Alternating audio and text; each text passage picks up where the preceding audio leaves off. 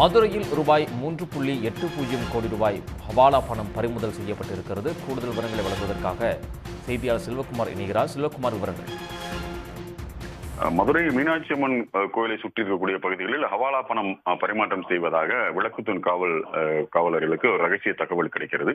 அதன் அடிப்படையில் மதுரை மாநகராட்சியினுடைய வாகன நிறுத்த பகுதியில் மீனாட்சி அம்மன் கோயில் பகுதியில் இருக்கக்கூடிய அந்த நிறுத்தத்தை போலீசார் சோதனை செய்கின்ற பொழுது அங்கு சந்தேகத்திற்கு இடமாக நிறுத்தி வைக்கப்பட்டிருந்த ஒரு காரை சோதனை செய்கிறார்கள்.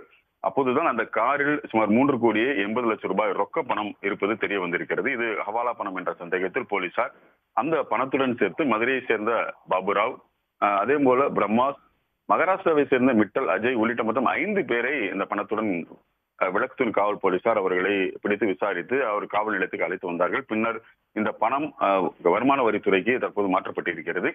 வருமான வரித்துறை அளித்த தகவலின் அடிப்படையில் தற்போது போலீசார் வருமான வரித்துறை இவரிடம் விசாரணை மேற்கொண்டு வருகிறார்கள். இந்த பணம் எங்கிருந்து வந்தது, யாருக்காக இந்த பணம் எடுத்து செல்லப்படுவதாக இருந்தது உள்ளிட்ட விவரங்களை தற்போது வருமான வரித்துறையினரும் காவல்துறையும் தொடர்ந்து விசாரணை மேற்கொண்டு வருகிறார்கள். இதற்கு பின்பாகத்தான் இது என்ன மாதிரியான தொடர்புகளில் இந்த பணம் வந்திருக்கிறது என்பது குறித்து விவரம் வெளியாகும் வாய்ப்பு அதிகம் இருக்கிறது. செல்வகுமார், தகவல்களுக்கு நன்றி. உடனுக்குடன் செய்திகளை தெரிந்து கொள்ள சன் நியூஸ் பெல் ஐகானை கிளிக் பண்ணுங்க.